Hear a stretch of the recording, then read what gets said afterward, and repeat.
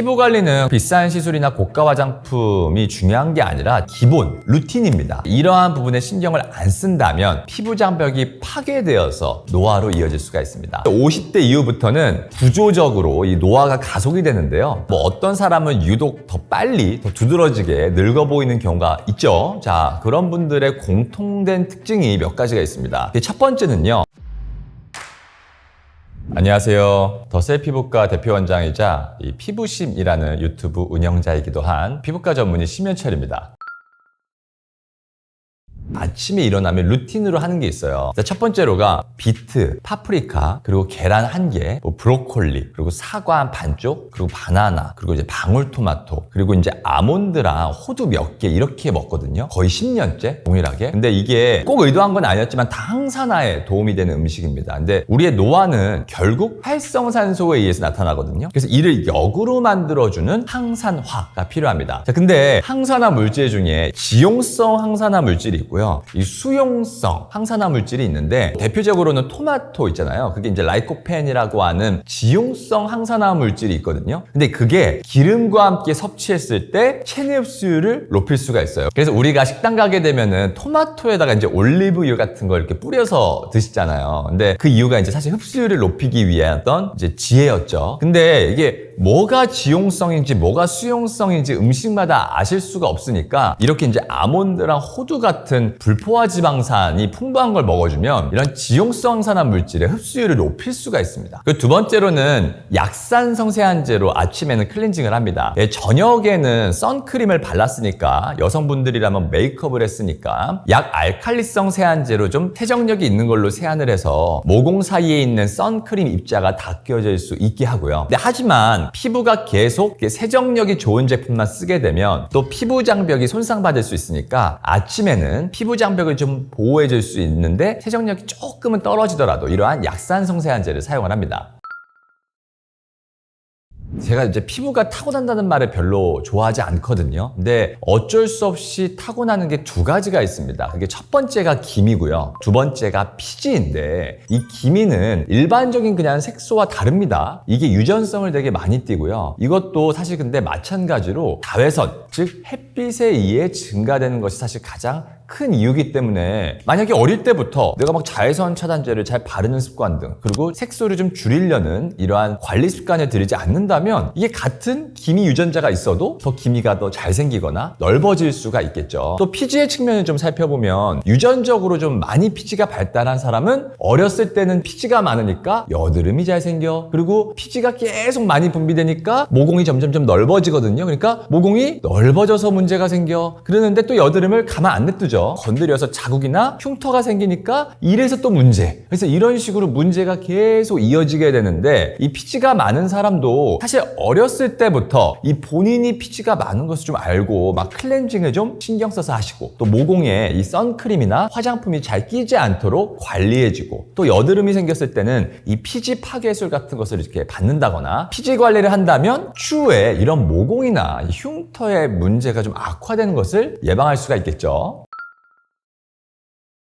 피부 노화는요, 일반적으로는 외부적인 요인과 내부적인 요인으로 좀 나눌 수 있습니다. 이 첫 번째로 외부적 요인이 있는데 사실 가장 큰 외부적 요인이 뭘까요? 자외선, 햇빛이라고 할 수가 있습니다. 자, 자외선은요, 피부의 콜라겐을 파괴하고 탄력을 떨어뜨리면서 이로 인한 잔주름과 기미, 잡티 이런 것들을 유발합니다. 우리가 이를 그래서 광노화라고 부르거든요. 외부 요인 중에 비중이 가장 높다고 할 수가 있습니다. 여기에 더불어서 우리가 변화하는 기후, 생활 습관, 수분 섭취 및 보습 같은 거 부족도 외부적으로 노화가 될 수 있는 요인이라고 할 수가 있겠죠. 건조한 환절기에는 수분을 충분하게 섭취하고 보습에 신경 써야 할 필요가 있는데요. 자, 이제 이러한 부분에 신경을 안 쓴다면 피부가 건조해져서 피부 장벽이 파괴되어서 이 관련 질환을 좀 유발할 수가 있고요. 이는 노화로 이어질 수가 있습니다. 자, 또한 이제 건조함으로 인해 피부 외부의 균일도 차이가 더 크게 나기 시작하고 이게 색소 침착으로 탈락으로 인해서 주름이나 잔주름이 더 눈에 띌 수가 있습니다. 자, 근데 이제 두 번째 요인은 그냥 내부적인 요인인데요. 우리 사람의 피부는 한 20대 중반부터 나이가 들수록 콜라겐이 감소하기 시작하고요. 주름이 늘어나기 시작하거든요. 근데 피부는요, 표피랑 진피로 나뉘는데 이 위에 있는 표피의 아래쪽에 기저층이라는 게 있습니다. 거기 안쪽에서 새로 만들어진 각질 형성 세포가 이렇게 위로 도달하면서 납작해지면서 핵이 없어지면서 자연적으로 탈락하는 이 각질화라는 사이클을 가지고 있거든요. 근데 이러한 사이클이 대략 28일을 주기로 재생하는 것이 일반적이지만 이게 나이가 들면서 이 주기도 길어지게 돼요. 그래서 이제 재생이 느려지면 피부가 좀 칙칙해지겠죠. 탈락될 애들이 잘 탈락이 안 되고 있으니까. 그리고 자극에 대한 회복도 함께 늦어지게 되고 이게 결국은 탄력 관리에도 또 악영향을 미치겠죠. 즉 노화는 이런 외인성 노화와 이 내인성 노화가 복합적으로 발생해서 생기는 현상이라고 이해하시면 되겠습니다.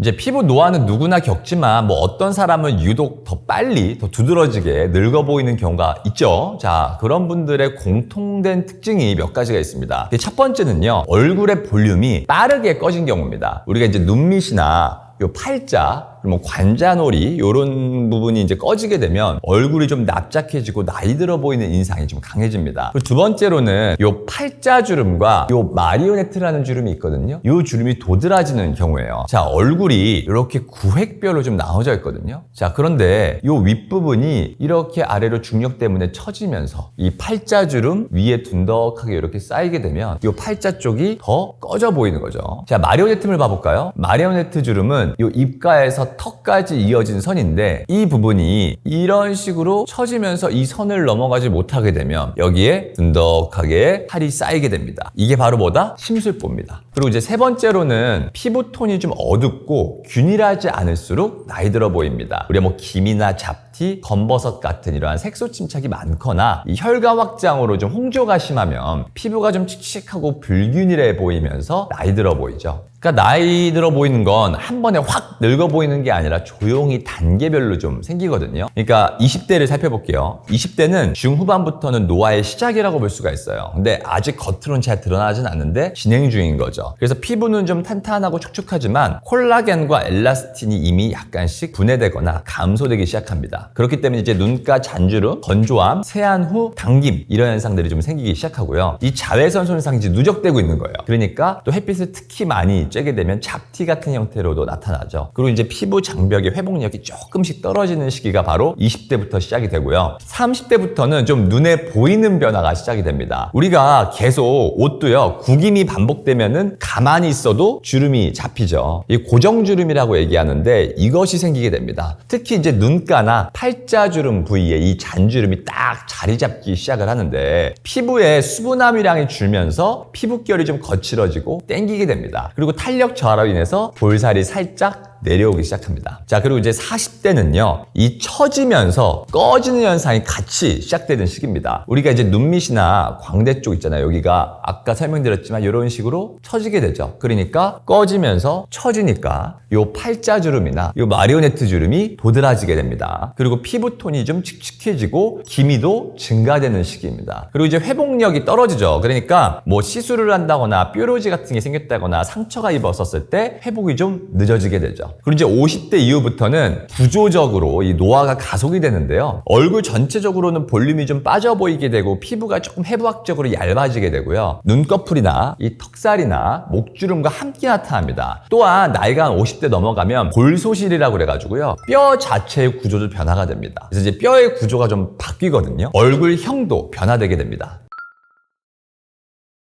사실 피부 관리는 꼭 비싼 시술이나 고가 화장품이 중요한 게 아니라 제가 항상 강조하는 게 뭐냐면 기본, 루틴입니다. 이걸 잘 지키면 충분히 좋아질 수가 있어요. 늘 제가 강조하는 좀 두 가지가 자외선 차단과 보습입니다. 자, 뻔하게 들리시겠죠? 하지만 이 뻔한 걸 안 지키세요. 자, 첫 번째로는 자외선 차단제는 가장 강력한 노화 방지 방법인데 이게 많이 하는 실수가 있는 게요. 자주 바르지 못해요. 그리고 제가 얼마 전에 출연자분들을 대상으로 스스로 발라보게 하고 사진을 천천히 찍어보니까 빼놓은 부분들이 엄청 많으세요. 심지어 풀 메이크업을 하시는 여성 출연자분들도. 그래서 이 빼놓고 바르는 곳들이 있다라는 점입니다. 그래서 중요한 건요, 빠진 곳이 없이, 그리고 보통 한 3, 4시간마다 덧발라주는 습관을 가지는 것이 중요합니다. 자외선 차단제는 이제 광고에 나오는 것처럼 한 번 바르고 12시간씩 지속되지는 않습니다. 그 이유가 뭐 땀이나 피지, 그리고 우리가 안경을 고쳐 쓰는 행동, 머리를 넘기는 행동, 얼굴을 좀 만지는 행동, 그리고 처음부터 발랐을 때 빠진 부위들이 생각보다 많습니다. 그렇기 때문에 항상 3, 4시간마다 덧바르는 게 중요합니다. 자, 이론적으로는 손가락 2마디를 바르라고 하죠. 손가락 2마디를 한 번에 이렇게 손가락에 짜서 바르면 이 가습기 화장한 사람처럼 둥둥 떠다녀 보일 수가 있겠죠. 그래서 제가 이제 한 방송에서도 강조했던 게 뭐였냐면, 한 마디 정도 짜서 이마나 뺨,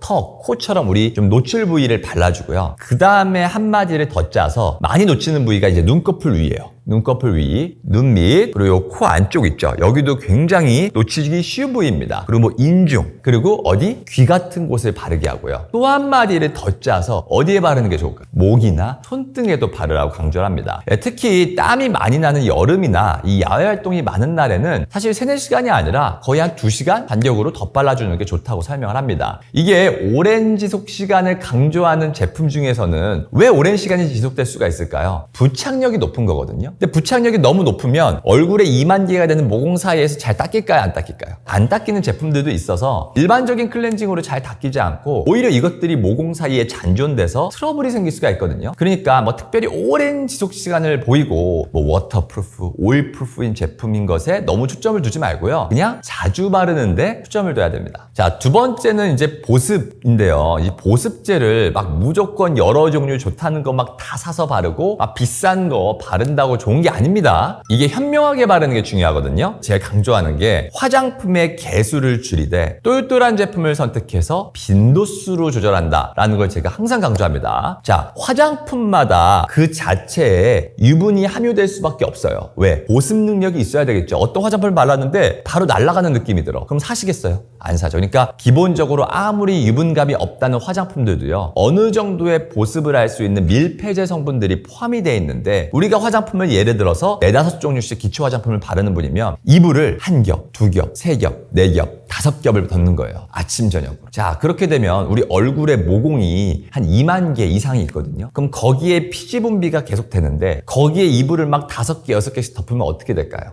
그 피지가 원활하게 분비가 되지 못하고 안에서 막히게 되면서 화이트헤드나 블랙헤드나 트러블이 되겠죠. 자, 그럼 보습제를 안 바르면 좋겠네. 아니죠. 왜? 보습제를 안 바르면 피부 장벽이 손상받고 건조하잖아요. 그러니까 이렇게 4, 5종류씩 바르는 게 아니라 한 2, 3종류 정도를 바르되 어떻게 해요? 땡긴다면은 빈도수를 중간중간 한 번씩 덧바르는 형태로 들어가야 된다는 겁니다. 제가 한 3, 4주 전에 화장품 대표님들 대상으로 이제 강의를 했었는데, 그때 제가 했던 말이 뭔지 아세요? 이제는 너무 리치한 크림 만들지 말라고 했습니다. 옛날에는 우리가 막 땡땡땡 영양크림 하면 다 어떤 거 연상했죠? 되게 막 꾸덕하고 발랐을 때 막 촉촉한 느낌이 오래되고, 그게 사실 어떤 좋은 성분이 나타내는 특징이 아니라요, 그러한 막을 형성하는 느낌이 드는 성분들이 있습니다. 뭐 실리콘 오일이라거나 뭐 디메치콘이나 뭐 이런 성분들이 있는데요, 그런 리치한 성분들을 만들게 되면 그만큼 모공을 막을 가능성도 높아지게 되죠. 근데 우리 K-뷰티가 유행이죠. 이 화장품 회사들이 수출을 했어. 근데 더운 지역에 수출이 됐네. 근데 써보니까 발랐는데 화이트헤드가 생겨. 이럴 수도 있어요. 또한 지금 우리나라도 덥죠. 이 더운 시기에 발랐어. 겨울에는 맞는 화장품이었는데 여름에 쓰니까 화이트헤드가 생겨. 이럴 수 있다는 거예요. 또한 옛날에는 우리가 봄, 여름, 가을, 겨울이었지만 요즘에는 솔직히 계절이 어때요? 거의 여름, 여름, 여름, 여름, 겨울이에요. 그렇기 때문에 피부 온도가 높아져 있는 상태가 너무 잦습니다. 그런데 우리가 예전처럼 리치한 걸 만들고 리치한 걸 바른다? 그런 경우에는 모공을 막아서 생기는 문제점도 있으니까 조금 더 가벼운 제형으로 자주 바르는 형태로 돼야 된다라는 걸 제가 좀 많이 강조를 합니다.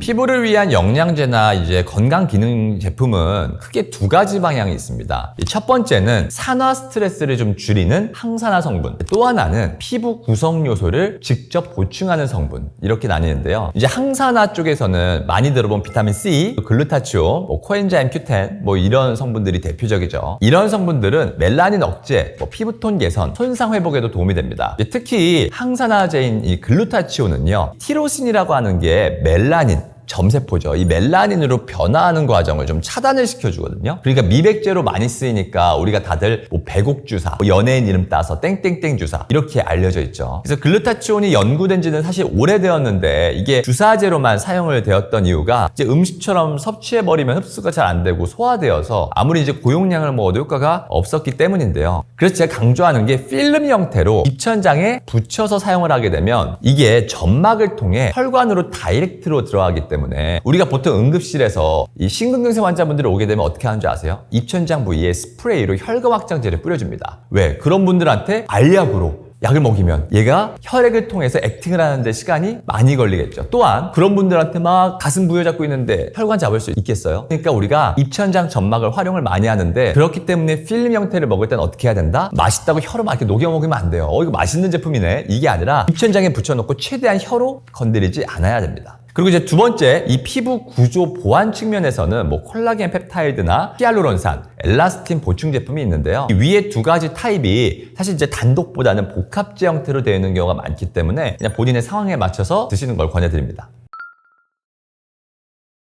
사실 정말 많은데 대표적인 예가 땀을 많이 흘려야 노폐물이 빠져나간다, 해독이 된다, 술이 깬다 이건데요. 이제 땀이 노폐물을 배출시킨다고 이제 알고 계신데 땀은 물 99%에다가 소금으로 이루어져 있습니다. 우리가 이제 땀에 뭐 요소나 암모니아와 같은 노폐물이 굉장히 많다고 이제 생각을 하시는데 실제로 조사를 해본 결과 굉장히 미미했고요. 그리고 중금속과 같은 것들은 측정하기도 힘들 정도였습니다. 자, 이제 그러니까 사우나가 노폐물이나 뭐 독소를 배출한다? 이런 것들은 그냥 사실 거의 작용을 못한다라고 보시면 되겠죠. 그럼 우리 몸에 있는 노폐물 처리는 어디서 할까요? 이 간과 신장에서 하거든요. 콩팥. 이 사우나가 피부 혈류를 증가시키잖아요. 뜨거우니까. 그러면 우리 몸은 상대적으로 간과 신장에 공급되는 혈류는 좀 감소가 되겠죠. 그러니까 이 여과 기능, 소변 배출 기능도 감소되게 되는 거예요. 그러니까 오히려 노폐물 처리 기능이 더 떨어진다고 볼 수가 있는 거예요. 그러니까 사우나를 하게 되면 우리가 기분이 좋아서 사람들이 가시잖아요. 근데 이제 그 이유가 이렇게 이제 열로 인한 고통이 가해지게 되면 우리 뇌에서는 이제 고통을 좀 줄이기 위해서